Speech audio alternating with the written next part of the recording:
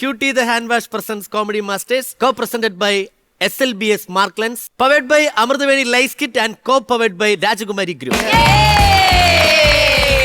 ചേട്ടാ ഞങ്ങളൊക്കെ എങ്ങനെയുണ്ട്? ഞങ്ങളൊക്കെ ഒരു പ്രോഗ്രാം വിളിച്ച് തരുവോ? അല്ല, ഇത്രയും പിള്ളേര് ഭംഗിയായിട്ട് ചെയ്യുന്നില്ലേ? അതെ, ഞാൻ ഇതിന്റെ ഇടയിൽ കൂടെ ഒരു കാര്യം പറയോട്ടെ. ഇതില് ഇവരൊക്കെ പ്രോഗ്രാം ഏജൻസി ആയിട്ടാണ് നമ്മൾ ഇവിടെ പരിചയപ്പെടുത്തിയേക്കുന്നത്. പക്ഷെ ഇവരെല്ലാം നമ്മളെ പല പല ട്രൂപ്പുകളിലും അതിലൊക്കെ വർക്ക് ചെയ്ത ആളാണ്. ഇതില് ഇപ്പൊ സംസാരിച്ച ജയകുമാർ ഏട്ടൻ സുരാജ് ഏട്ടന്റെ കൂടെ തിരുവനന്തപുരം ഡിസ്കവറി എന്ന് പറഞ്ഞ മിമിക്രി ട്രൂപ്പിൽ ഉണ്ടായിരുന്ന ആളാണ്. അതുപോലെ നമ്മുടെ സലീം കുമാർ ഏട്ടന്റെ ക്ലാസ്മേറ്റ് ആ കൂടെ ഇരിപ്പുണ്ട്. ചേട്ടാ ചേട്ടൻ മൈക്കോട്ടെ. നമസ്കാരം, എൻ്റെ പേര് സൈമണ്ണാണ്. ഈ ഇടയ്ക്ക് നമ്മളിൽ നിന്ന് വേർപെട്ടുപോയ പ്രശസ്ത സിനിമാ താരം സലീം കുമാർ എൻ്റെ നാട്ടുകാരനാണ്. ഞങ്ങൾ ഒരുമിച്ച് പഠിച്ചതാണ്.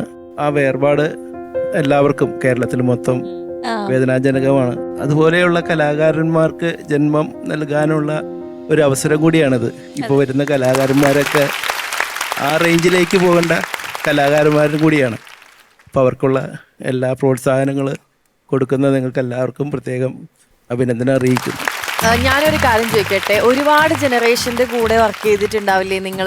അതായത് അഖിലേട്ടനെ പോലെ സീനിയർ ആയിട്ട് തുടങ്ങി ഒരുപാട് ജനറേഷന്റെ കൂടെ അങ്ങനെ ഒരുപാട് ശരിക്കും ഹാൻഡിൽ ചെയ്യാനോ അല്ലെങ്കിൽ പ്രോഗ്രാം ചെയ്യാനൊക്കെ ഏത് ജനറേഷനെ കുറച്ചുകൂടെ ബെറ്റർ ആയിട്ട് തോന്നിയത്? നമുക്ക് ഹാൻഡിൽ ചെയ്യാൻ എപ്പോഴും എളുപ്പം എക്സ്പീരിയൻസ്ഡ് ആയിട്ടുള്ള ആർട്ടിസ്റ്റുകളെയാണ്. അതായത് ഈ പുതിയ ആൾക്കാർ വന്ന് പറഞ്ഞ് പഠിപ്പിച്ച്, ഇപ്പം അഖിലിനൊക്കെ അറിയായിരിക്കും, 9 മണിക്ക് ഷോയ്ക്ക് പറഞ്ഞാൽ 11 മണിക്ക് വരുന്ന ആർട്ടിസ്റ്റുകളുണ്ട്. പണ്ടും ഉണ്ട്, ഇപ്പോഴും ഉണ്ട്. അതുപോലെ തന്നെ 9 മണി എന്ന് പറഞ്ഞാൽ 8:50 ആവുമ്പോൾ സ്റ്റേജിൽ വരുന്ന ആൾക്കാരും ഉണ്ട്, 8 മണിക്ക് വരുന്ന ആൾക്കാരും ഉണ്ട്. അപ്പോൾ എപ്പോഴും എൻ്റെ ഒരു കാഴ്ചപ്പാടില് ഹാൻഡിൽ ചെയ്യാൻ എപ്പോഴും എളുപ്പം എക്സ്പീരിയൻസ്ഡ് ആയിട്ടുള്ള ആർട്ടിസ്റ്റുകളെ തന്നെയാണ്. അതായത് അവർക്ക് സ്റ്റേജിന്റെ ടൈമിംഗ് അറിയാം, കാരണം അതിന്റെ ഒരു വില മനസ്സിലാവും. അതായത് കമ്മിറ്റിക്കാരന്റെയും ഏജന്റിന്റെയും, കാരണം 9:30 പരിപാടി തുടങ്ങണമെന്ന് വെച്ചാൽ കറക്റ്റ് 9:30 തുടങ്ങണം.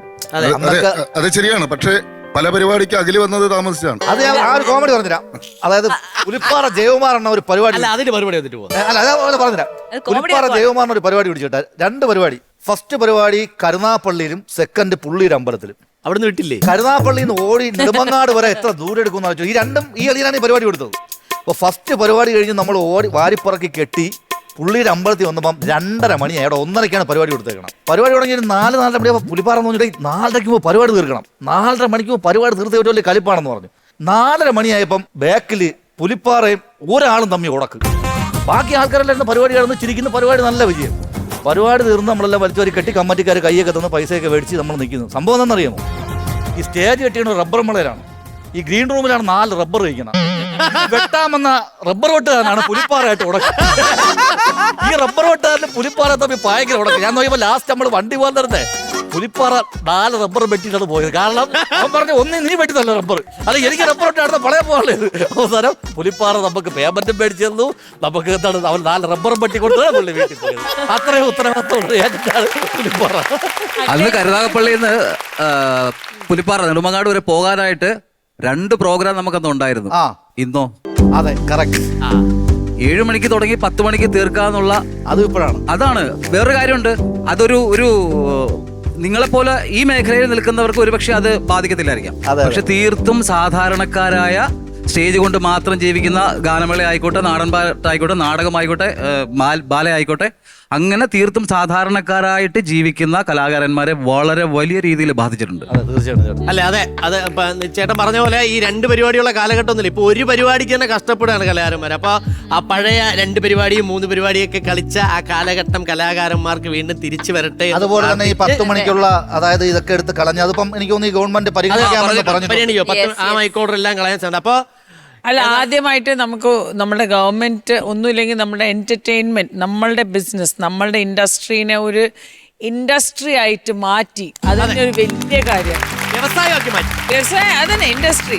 നമ്മളിപ്പോ നമ്മൾ പറയില്ലേ ഡോക്ടർ ആവാം, നമുക്ക് എഞ്ചിനീയർ ആവാം, നമുക്കിപ്പോ പറയാം ആർട്ടിസ്റ്റ് ആവാം. So that's A good thing. So നമ്മുടെ ഗവൺമെന്റിന് വേണ്ടി ഒരു വലിയ കൈയടി. ഓക്കെ, എന്തായാലും നമ്മുടെ ഈ ചേട്ടന്മാർക്ക് ഇവർക്ക് സത്യസന്ധമായി പറഞ്ഞാൽ ഈ ഉത്സവപ്പറമ്പിന്റെയും പരിപാടിയുടെയും കഥകളും കാര്യങ്ങളും എക്സ്പീരിയൻസും ഒരുപാട് പറയാനുണ്ടെന്ന് അറിയാം. അതുകൊണ്ട് തന്നെ ഈ എപ്പിസോഡ് കൊണ്ട് ഇവരെ വിടുന്നില്ല. അതെ. നമുക്കിനി ഒരു എപ്പിസോഡ് കൂടി ഇവിടെ ഇരുത്തി ഇവരുടെ കഥകൾ മൊത്തം നിങ്ങളുടെ പ്രത്യേകിച്ച് കുറച്ച് കാര്യങ്ങൾ നമുക്ക് കേൾക്കാനുള്ളതുകൊണ്ട് ചേച്ചി, അപ്പൊ ഇത്രയും കഥകളും ഇത്രയും കലാകാരന്മാരെ ഹെൽപ്പ് ചെയ്ത ഇത്രയും കലാകാരന്മാർക്ക് പരിപാടികൾ കൊടുത്ത ഇവരല്ലേ നമ്മുടെ ഇന്നത്തെ മെയിൻ. ഒരു ഡൗട്ടും ഇല്ല. അപ്പോ ക്യൂട്ടി ദ ഹാൻഡ് വാഷ് ഇന്നത്തെ മെയിൻ നമ്മുടെ ചേട്ടന്മാരാണ്. അപ്പോ ഈ കൂട്ടത്തില് ഇവരെ റെപ്രസെന്റ് ചെയ്ത് നമുക്ക് ചേച്ചി വിളിക്കാം. ആകെ ഒരു പെൺതിരിയേ ഉള്ളൂ, ഒരു തരി മതി ആളിക്കത്താൻ. അതെ ചേച്ചി വാ.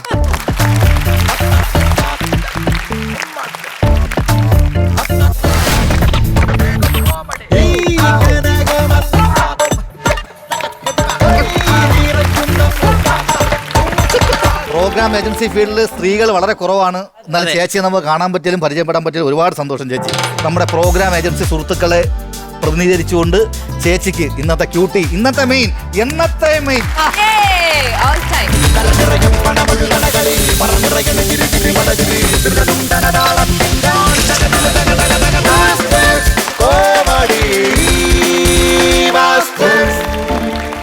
ഒരുപാട് സന്തോഷമുണ്ട്. ഇന്നത്തെ ഈ പരിപാടിയിൽ പങ്കെടുക്കാൻ സാധിച്ചത് തന്നെ വളരെ ഭാഗ്യം. പിന്നെ ഒരു കാര്യം പറയാനുള്ളത്, ഒത്തിരി കലാകാരന്മാരെ ഇതുപോലെ നമ്മൾ ഈ രംഗത്തേക്ക് കൊണ്ടുവരാൻ വേണ്ടിയിട്ട് ഒരുപാട് ആർട്ടിസ്റ്റുകൾ ഇത് ശ്രമിക്കുന്നുണ്ട്.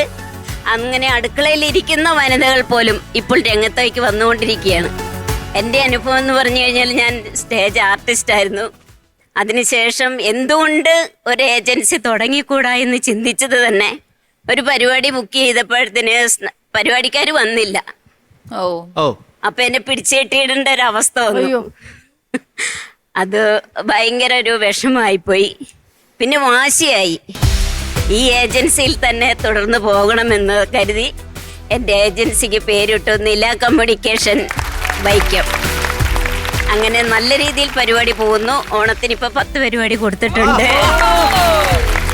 ചേച്ചി, നമ്മുടെ നമ്പറൊക്കെ എഴുതി വാങ്ങണേ. സൗണ്ട് ഇല്ലാത്തോണ്ട് എനിക്ക് എന്റെ പെർഫോമൻസ് കാണിക്കാൻ പറ്റില്ല. ഇതൊരു അവസരം തരട്ടെ, ഞാൻ വാട്സാപ്പിൽ സെൻഡ് ചെയ്ത് തരാം. അല്ല അതറിയാവോ, ചേച്ചി ഒരിക്കലും നിന്നെ വിളിക്കൂല.